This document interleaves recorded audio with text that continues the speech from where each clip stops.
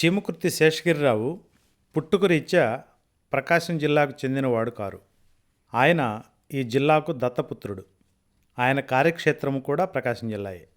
అందుకని ఆయనను ప్రకాశం జిల్లా తనవాడుగా గర్వపడుతోంది. చీమకుర్తి శేషగిరిరావు స్వాతంత్ర సమర యోధునిగా, సాహితీమూర్తిగా సుప్రసిద్ధులు. అటు రాజకీయ రంగం, ఇటు రచనా రంగం రెండిట్లోనూ విశేషమైన కృషి చేసిన వ్యక్తి ఆయన. చీమకుర్తి శేషగిరిరావు గుంటూరు జిల్లాలోని చేబ్రోలు పట్టణానికి సమీపంలోని వెల్లటూరు గ్రామంలో సాంప్రదాయ కుటుంబంలో 1913 జూన్ 13న జన్మించారు. వీరి తల్లిదండ్రులు చిల్లర ఆదెమ్మ, ఆదినారాయణ. వీరిది మధ్యతరగతి కుటుంబం. వీరి ప్రాథమిక విద్యాభ్యాసం స్వగ్రామం వెల్లటూరులోనే జరిగింది. తెనాలిలో ఉన్నత పాఠశాల విద్యాభ్యాసం, గుంటూరు ఆంధ్ర క్రిస్టియన్ కళాశాలలో BA చదివారు.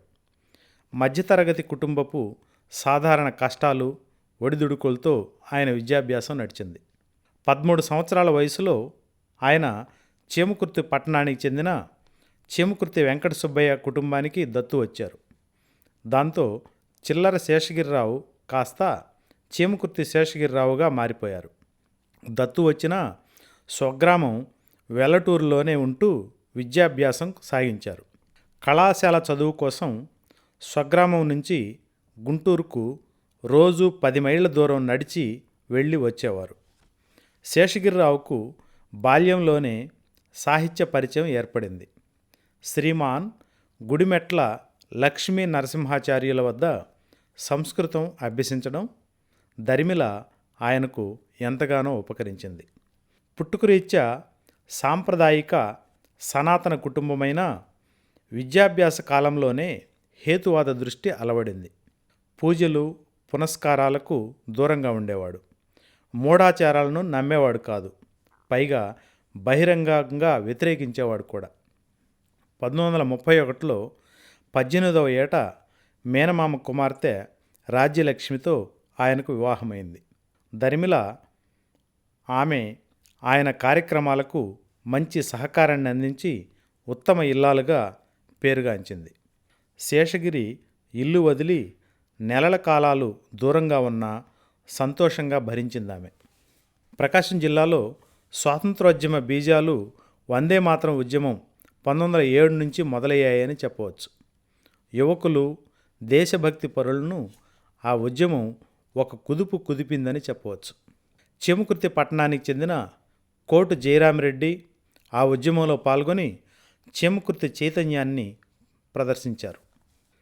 టంగుటూరి ప్రకాశం పంతుల స్ఫూర్తితో అనేకులు స్వాతంత్రోద్యమంలోకి ఆకర్షితులయ్యారు. 1921 సహాయ నిరాకరణోద్యమం ముమ్మరంగా సాగుతున్నప్పుడు ఆ క్రమంలో ఒంగోలులో ప్రకాశం పంతులు సొంత ఇల్లు ఐలాండ్ విల్లాలో జాతీయ పాఠశాల స్థాపన, గురవారెడ్డిపాలెంలో ఖాదీ కేంద్ర స్థాపన ఉద్యమాన్ని ఉచ్ఛస్థితికి తీసుకెళ్ళాయి. ఇలాంటి కథలు, కథనాలు విని స్ఫూర్తి పొందిన శేషగిరిరావు స్వాతంత్ర పోరాటంలో పాల్గొనడం కోసం కాంగ్రెస్ కార్యకర్తగా చేరాడు. 1930లో ఒంగోలు తాలూకా కాంగ్రెస్ సంఘం ఏర్పాటైంది. దానికి చీమకుర్తికి చెందిన శుంకర వెంకట సుబ్బారెడ్డి అధ్యక్షులుగా ఎన్నికయ్యారు.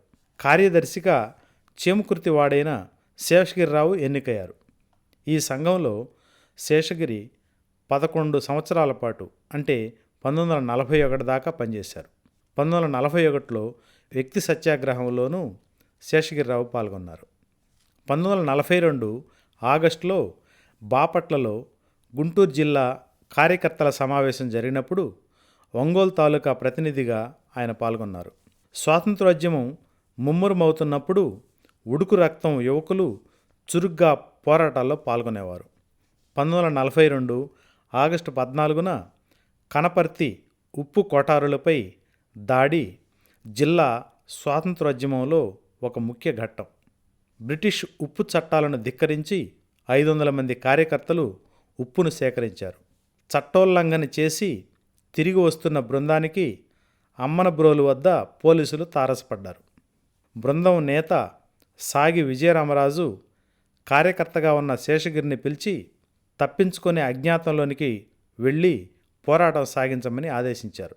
తన రాజకీయ గురువు సూచన అనుసారం శేషగిరి జొన్న చేనులో దాక్కొని గుండ్లకమ్మ నదిని దాటి రాత్రి కరవది గ్రామంలో స్నేహితుని ఇంట దాక్కొని రహస్యంగా రాత్రులు ప్రయాణం సాగించి గుంటూరుకు చేరారు. గుంటూరులో తాలింఖానా నిర్వహించే సంపత్ కుమారాచార్యులను కలిసి అక్కడి నుంచి రహస్యంగా ప్రచురించబడే రణబేరి అనే సైక్లోస్టైల్ పత్రిక నిర్వహణను చేపట్టారు. అక్కడే ఆయనకు కాకినాడ బాంబు కేసు ముద్దాయి ప్రతివాది భయంకరాచారి పరిచయమయ్యాక డైనమెట్లను సంపాదించడం, పేల్చడం మొదలగు ప్రక్రియల గురించి చర్చలు జరిపారు. బొంబాయిలో జరిగే కాంగ్రెస్ కేంద్ర కమిటీ ఆహ్వానంపై ఉద్యమకారుల శిక్షణ కోసం 1941లో ఆయన బొంబాయి వెళ్ళి చిచ్చుబాంబుల తయారీని నేర్చుకుని వచ్చారు. తిరిగి వచ్చాక ప్రభుత్వ కార్యాలయాలను పేల్చివేయడం, ప్రభుత్వ ఆస్తులను, రైల్వేలను, ట్రాకులను పేల్చివేసే కార్యక్రమాలను నిర్వహించారు. అందులో భాగంగా ఒంగోలులో జిల్లా కోర్టు, తాలూకా ఆఫీసులను పేల్చివేసే పథకంలో భాగంగా ఒంగోలులోని దేశభక్తుడు రహంతుల్లా ఇంటిలో తన అనుచరులైన వేమూరి వెంకట సుబ్బయ్య, ముదివర్తి సత్యనారాయణ, రావినూతల వెంకటేశ్వర్లు వీరు బాంబులను తయారు చేస్తుండగా పూర్తిగా పేలకుండానే అది పేలిపోయింది. అందరికీ గాయాలై తలో దిక్కు పారిపోయారు. పారిపోయిన సత్యనారాయణ, వెంకట సుబ్బయ్యలు గుంటూరు చేరి శేషగిరి గదిలోనే తలదాచుకున్నారు. వారు బయటకు పోకుండా వారి మలమూత్రాదులను శేషగిరి శుభ్రం చేసేవాడు. ఒంగోలు బాంబు కేసులో 3 పోలీసులకు పట్టుబడి పిదప జైలు పాలయ్యారు. చేమకుర్తి శేషగిరిరావు మారు పేర్లతో ఉపాధ్యాయుడిగా, పౌరాణికుడిగా పలు మారువేషాలతో సంచరించేవాడు. కనుపర్తి ఉప్పు కొటార్ల కేసు, మరచెంబు బాంబు కేసుల్లో శేషగిరిరావుపై పోలీసులు కేసులు పెట్టారు. శేషగిరి మాత్రం పోలీసులకు దొరకలేదు. పిదప ఫిబ్రవరి 8, 1946న అప్పటి ఉమ్మడి మద్రాసు రాష్ట్ర ప్రధాని కాగానే ఈ 2 కేసులను ప్రభుత్వం ఉపసంహరించింది. 1946 మార్చి 11న శేషగిరి అజ్ఞాతం వీడి ప్రజా జీవితంలోకి వచ్చారు. వీరికి అప్పుడు చీమకుర్తిలో, అమ్మనబ్రోబుల్లో ఘనంగా సన్మానాలు జరిగాయి. స్వాతంత్రం లభించాక ఆయనకు ఎలాంటి పదవులు లభించలేదు. అయితే గ్రామాభ్యుదయ కార్యక్రమాల్లో చురుగ్గా పాల్గొనేవారు. ప్రకాశం పంతులు గారి ఫిర్కా అభివృద్ధి పథకం, ఖాదీ ప్రచారంలో శేషగిరిరావు చురుగ్గా పాల్గొన్నారు. ధన సంపాదన గురించి, దాని జాగ్రత్త గురించి పట్టనితనం వీళ్ళది. దాంతో ఏదో ఒక ఉద్యోగం చేయాల్సిన పరిస్థితి శేషగిరికి ఏర్పడింది. ప్రముఖ సాహితీవేత్త బెజవాడ గోపాలరెడ్డి గారి ప్రోత్సాహంతో ఆయన 1954లో మద్రాసు చేరారు. దాంతో రాజకీయ జీవితానికి ముగింపు పలికి సాహిత్య రంగంలో కృషిని శేషగిరి ప్రారంభించారు. సాహితీ సంస్థ తెలుగు భాషా సమితిలో చేరి విశేష కృషి సలిపి విజ్ఞాన సర్వస్వం 14 సంపుటాలకు సంకలనకర్తగా శేషగిరిరావు వ్యవహరించారు. పేరుకే సంకలనకర్త. అధికస్య అధిక వ్యాసాలు శేషగిరి గారే వ్రాశారు. మల్లంపల్లి సోమశేఖర శర్మ గారి సంపాదకత్వంలో వెలువడ్డ తెలుగు సంస్కృతి సంపుటి కోసం కొన్ని వ్యాసాలను వీరు రాశారు. ఆంధ్ర సారస్వత పరిషత్ వారి ప్రపంచ రాజ్య సర్వస్వం సంపుటాలకు శేషగిరి గారే సంపాదకత్వం వహించారు. తిరుమల రామచంద్ర గారితో కలిసి లలిత కళా పదకోశంను సంతరించారు. తెలుగువారి సంస్కృతితో ముడిపడి మరుగున పడిన విశేషాలను వెలికి తీయడం కోసం తెలుగు గోష్ఠి పేర సంస్థను 1984 ఏప్రిల్ 2న ఉగాది నాడు ప్రారంభించారు. 1984 మొదలు 1994 దాకా ఒక దశాబ్దం పాటు సంస్థకు అధ్యక్షునిగా వ్యవహరించారు. తొలి ప్రచురణ తెలుగు మరుగులు 1986, దీని ఇంగ్లీష్ అనువాదం ఫర్గాటెన్ ఆస్పెక్ట్స్ ఆఫ్ తెలుగు 1987లో, తెలుగులో పాళీ పదాలు, ఉత్పత్తి పిడుగు 1995 లాంటి పుస్తకాలను స్వయంగా వీరే రచించి ప్రచురించారు.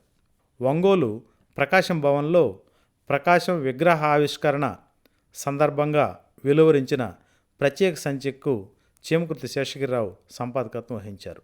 1994 సెప్టెంబర్ 15న ఢిల్లీ నుంచి తిరిగి వస్తూ భోపాల్లో కన్నుమూశారు ఆయన. చేమకుర్తి శేషగిరిరావు తన మిత్రులను, సహచరులను, ఊరిని ఎన్నడూ మర్చిపోలేదు. స్వాతంత్ర పోరాటంలో పాల్గొన్న మిత్రులను స్వాతంత్రానంతరం ప్రభుత్వ ఉద్యోగాలు ఇప్పించారు.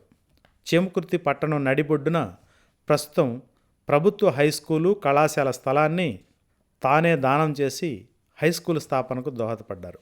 శేషగిరిరావు జీవితకాలం 81 ఏళ్లలో 25 సంవత్సరాలు స్వాతంత్ర పోరాటంలోనూ, మిగతా 40 ఏళ్ళు సాహితీ రంగంలోనూ కృషి చేశారు. ఏ రంగంలో అడుగిడినా చిత్తశుద్ధితో పనిచేశారు ఆయన. ఆయన అపర మేధావి. మూఢత్వాన్ని, అహేతుకతను ఖండించారే కానీ మన సంస్కృతిని గొప్పగా అభిమానించారు ఆయన. గొప్ప సాహసి, సౌమ్యుడు కూడా. తిరుమల రామచంద్ర గారు అన్నట్టు శేషగిరిరావు ఎక్కాలు మొదలుకొని ఎలక్ట్రానిక్స్ వరకు, పెద్దబాల శిక్ష మొదలుకొని త్రిపుటాల వరకు నిద్రలో కూడా బోధించగల మేధావి ఆయన. ఆయనకు ఇవే మా నివాళులు.